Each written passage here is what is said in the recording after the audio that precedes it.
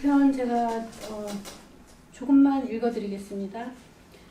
복 있는 사람은 악인의 꾀를 따르지 아니하며 주인의 길에 서지 아니하며 오만한 자의 자리에 앉지 아니하며 오로지 주님의 율법을 즐거워하며 밤낮으로 율법을 묵상하는 사람이다. 하나님으로부터 지혜를 받았던 솔로몬이 자기 자신의 꾀를 따라 살았던 그 결과가 무엇인지를 저희들이 지난 시간에 배웠어요. 오늘은요, 전도서 2장 말씀인데요. 나눠드린 말씀을 우리가 보면서 같이 한 절 한 절 보겠습니다. 전도서 2장은 26절로 되어 있고요. 네, 그리고 성경 말씀 그 뒤에 있습니다.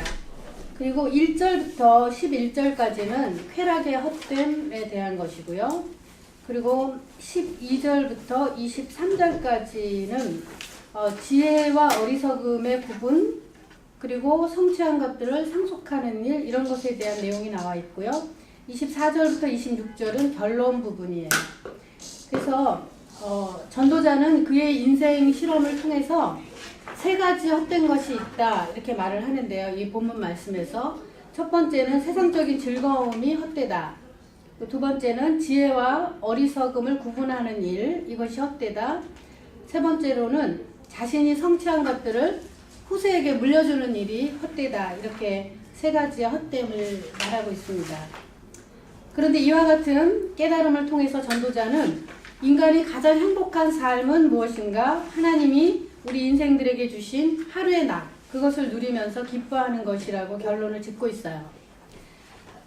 우선 1절부터 11절까지 우리 함께 말씀을 보도록 하겠습니다. 1절부터 11절까지는요, 세상적인 즐거움의 헛됨에 대한 내용이 나오는데요. 말씀을 여러분 읽어 오셨습니까? 말씀 읽어 오셨어요? 예, 말씀이 좀 길어요. 길지만 굉장히 의미 있는 말씀드립니다. 1절부터 11절까지 우리 같이요, 한 목소리로 좀 빠르게 읽어보죠. 나는 혼자서 이런 생각도 해보았다. 내가 시험삼아 너를 즐겁게 할 것이니 너는 내 마음껏 즐겨라. 그러나 이것도 헛된 일이다. 알고 보니 웃는 것은 미친 것이고 즐거움은 쓸데없는 것이다. 지혜를 갈망해온 나는 술로 내 육신을 즐겁게 하고 낙을 누려보려고 마음먹은 적도 있다. 참으로 어리석게도 이렇게 사는 것이 짧은 한평생을 가장 보람있게 사는 것이라고 생각하였다. 나는 여러 가지 큰 일을 성취하였다. 궁전도 지어보고 여러 곳에 포도원도 만들어 보았다. 나는 정원과 가수원을 만들고 거기에 온갖 과일나무도 심어보았다. 나무들이 자라나서 숲에 물을 대려고 여러 곳에 저수지도 만들어 보았다. 남녀종들을 사들이기도 하고 집에서 시종들을 태어나게도 하였다. 나는 또한 지금까지 예루살렘에 살던 어느 누구도 일찍이 그렇게 가져본 적이 없을 만큼 많은 소와 양 같은 가축대를 가져보았다. 은과 금, 임금들이 가지고 있던 여러 나라의 보물도 모아보았으며 남녀 가수들도 거느려 보았고 남자들이 좋아하는 처첩도 많이 거느려 보았다. 드디어 나는 일찍이 예루살렘에서 살던 어느 누구보다도 더 큰 세력을 가진 사람이 되었다. 지혜가 늘 내 곁에서 나를 깨우쳐 주었다. 원하던 것을 나는 다 얻었다. 누리고 싶은 낙은 무엇이든 삼가지 않았다. 나는 하는 일마다 다 자랑스러웠다. 이것은 내가 수고하여 얻은 나의 몫인셈이다. 그러나 내 손으로 성취한 모든 일과 이루려고 애쓴 나의 수고를 돌이켜보니 참으로 세상 모든 것이 헛되고 바람을 잡으려는 것과 같고 아무런 보람도 없는 것이었다. 네. 솔로몬이 아마 태어나서부터 굉장히 엄격한 그 왕궁의 규율과 법도를 따라서 살았을 것이라고 생각합니다. 그런 인간의 가장 큰 행복을 이제 추구하기 위해서 그동안에 그가 그 엄격한 절제와 지적인 탐구의 즐거움을 즐겨왔던 그것으로부터 떠나서요, 이번에는 감각적인 쾌락을 한번 시도해 보기로 마음을 먹었습니다. 그래서 그는 모든 쾌락 속에서 인생에 대한 반란을 시도해 보았다 그러는데, 이거는 오스왈드 챔버스가 표현한 말이에요. 쾌락 속의 반란이라는 그런 말을 썼어요. 솔로몬의 삶을 생각할 때에 그가 하나님이 주신 지혜를 가지고 자신의 부와 또 명예와 권세를 얻는 데 사용해서 우리가 생각할 때는 인생에 그가 실패한 자다, 그렇게 생각하기 쉽죠. 그렇지만 2장의 말씀을 우리가 자세히 보면요, 그가 인생을 낭비하거나 또는 게으르게 살거나 그런 것이 아니고요, 자신의 지혜로 나름대로 인생을 연구하고 또 인생의 목표를 세우고 아주 치밀하게 그것들을 실행해 나갔던 것을 우리가 말씀을 통해서 알 수가 있습니다. 그리고 이 전도자는요, 다음과 같은 철학적인 질문을 한 가지 합니다. 그게 뭐냐 하면, 왜 사람은 자신이 원하는 대로 인생을 살아서는 안 되는 것일까? 내 마음이 가는 대로, 내 육체가 가는 대로 내 인생을 좀 즐겁게 살아보고 싶은데 왜 그렇게 해서는 안 되는가? 이제 그런 질문을 하면서요, 이 솔로몬은 그 답변을 세상 만사 가운데에서 찾으려고 했어요. 그런데 그렇게 해보니까 결론은 헛되었다, 그런 말이죠. 그래서 이제 이번에는 아무런 절제 없이 모든 쾌락 그리고 정욕을 한번 탐닉해 보겠다, 이런 마음을 먹고요, 오늘 2절에 나오는 여러 가지 시도들을 해보게 됩니다.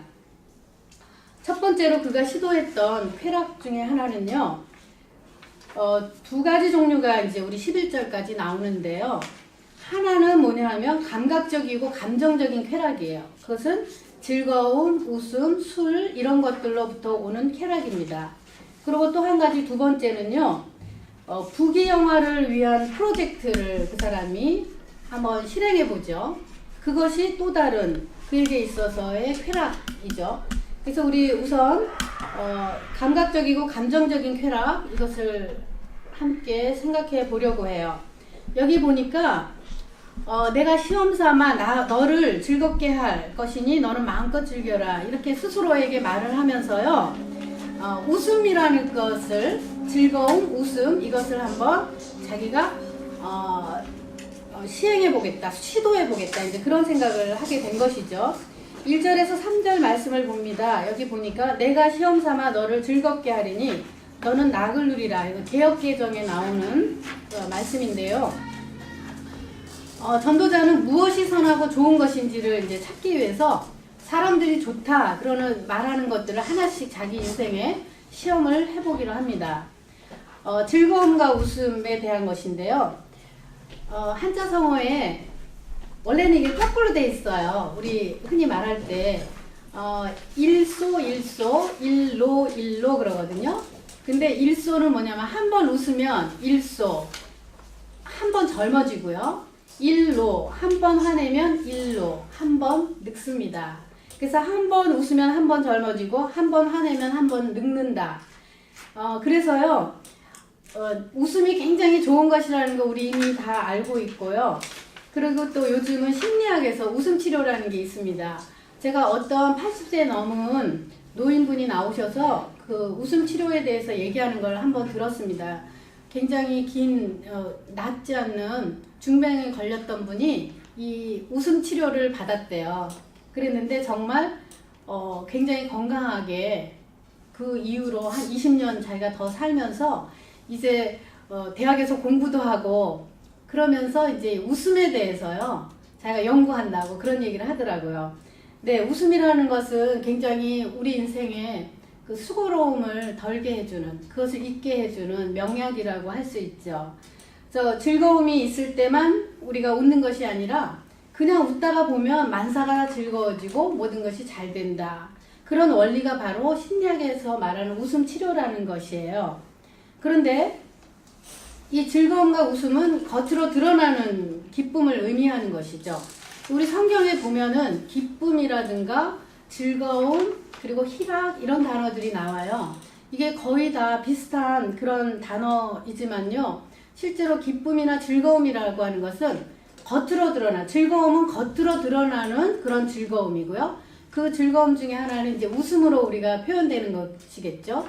근데 희락이라고 하는 것은 마음속 깊은 데서 우러나는 기쁨이에요.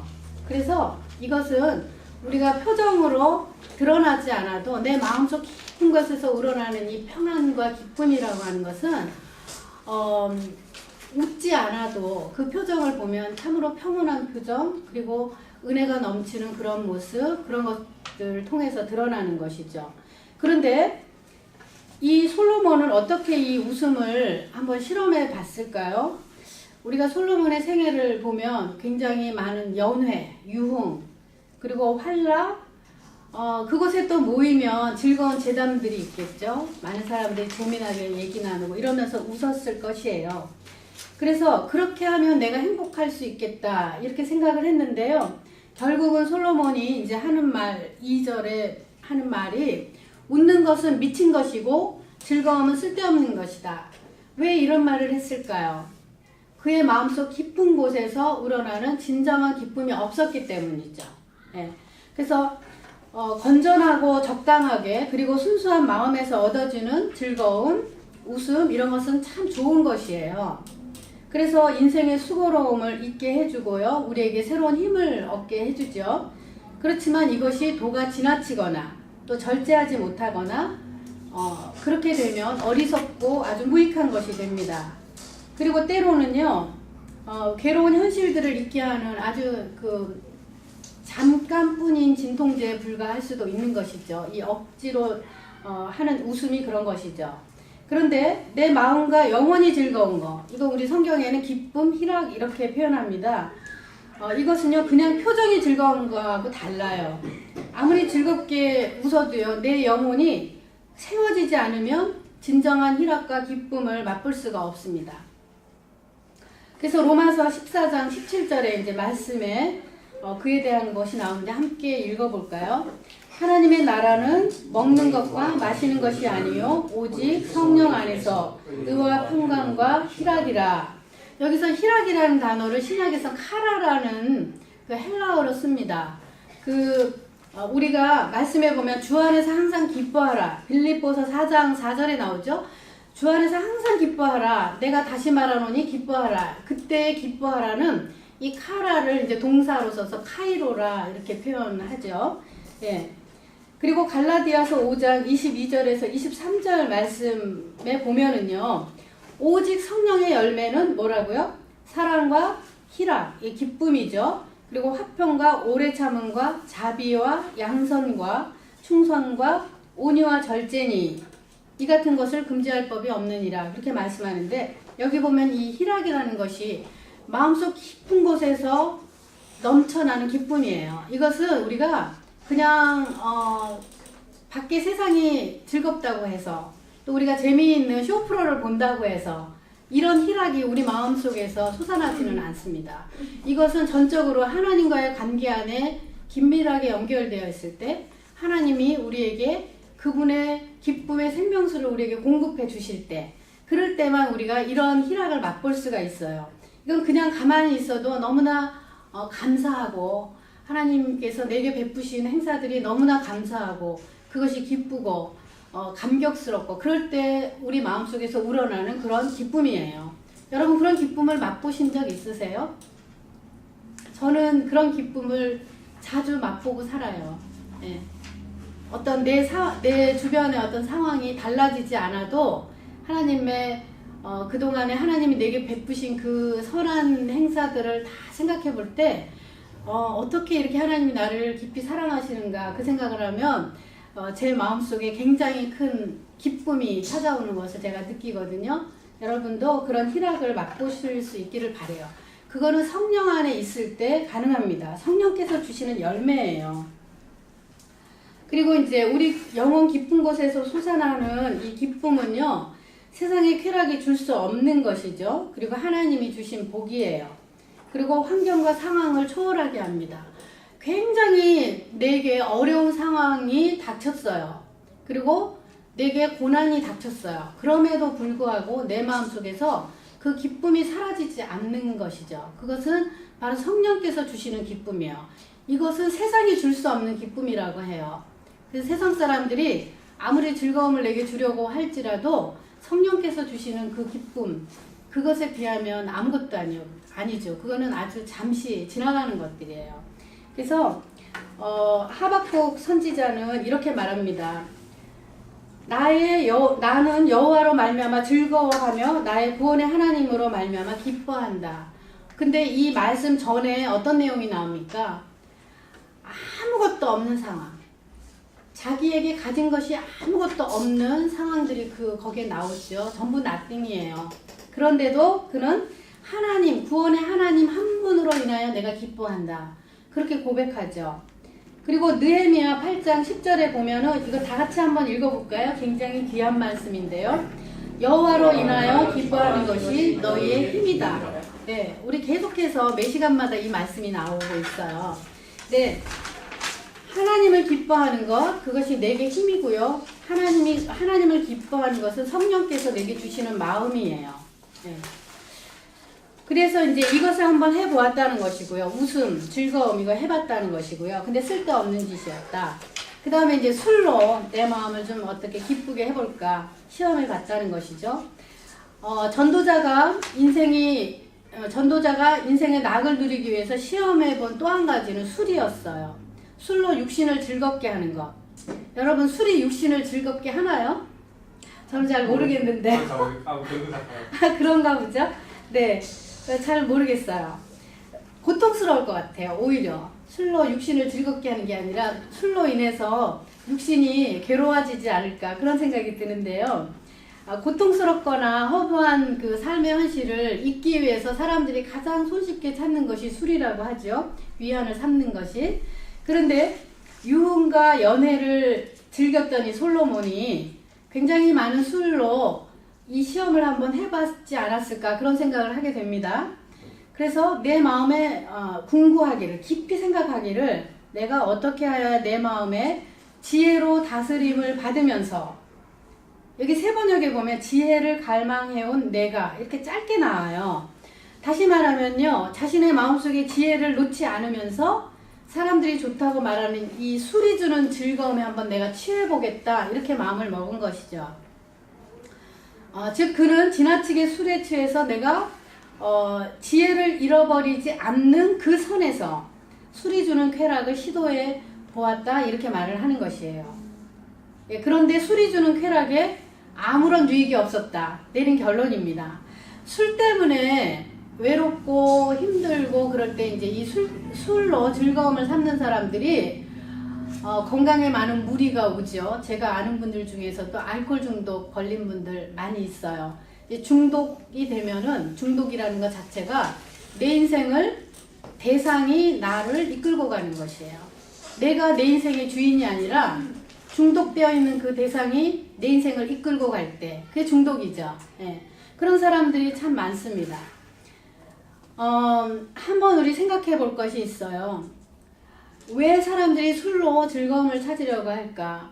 인생에 대한 해답을 얻지 못한 사람들, 그런 사람들이 이제 주로 외부에서 오는 세상적인 자극으로부터 내가 즐거움을 찾아보겠다 그런 생각을 하게 되는 것이죠. 인생에 대한 해답을 얻지 못하는 사람들은 돼지우리로 들어가서 마음껏 쾌락에 빠지는 경향이 있습니다.